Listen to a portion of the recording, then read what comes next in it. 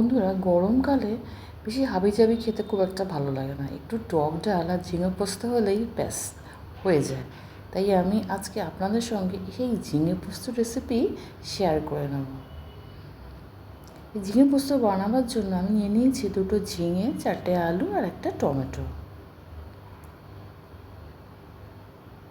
ঝিঙে, আলু আর টমেটোটা কেটে নিয়েছি আর পোস্তটা বেটে নিয়েছি।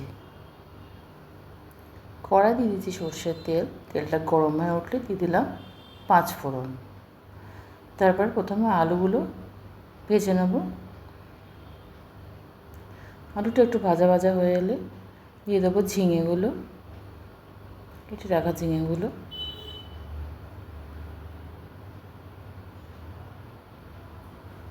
তারপর দিয়ে দেবো কেটে রাখা টমেটোগুলো।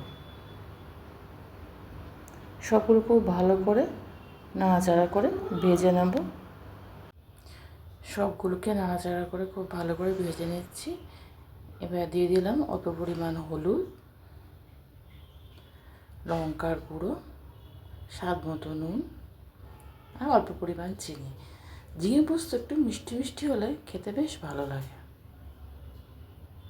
দিয়ে দিলাম 2টো কাঁচা লঙ্কা।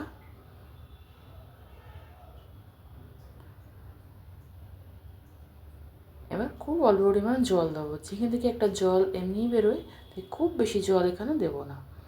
তারপরে বেশ খানিকক্ষণ বাদে জলটা শুকিয়ে এলে বেটে রাখা পোস্তটা দিয়ে দেবো। দিয়ে ভালো করে নাড়াচাড়া করে নেব। ব্যাস রেডি আমার দারুণ স্বাদের ঝিঙে পোস্ত। একটা বড় আকারের বাটিতে সার্ভ করে নিচ্ছি। কেমন লাগলো বন্ধুরা অবশ্যই কমেন্ট করে জানাবেন। ভালো লাগলে একটা লাইক আর শেয়ার করে দেবেন এবং সাবস্ক্রাইব করে আমার পাশে থাকবেন।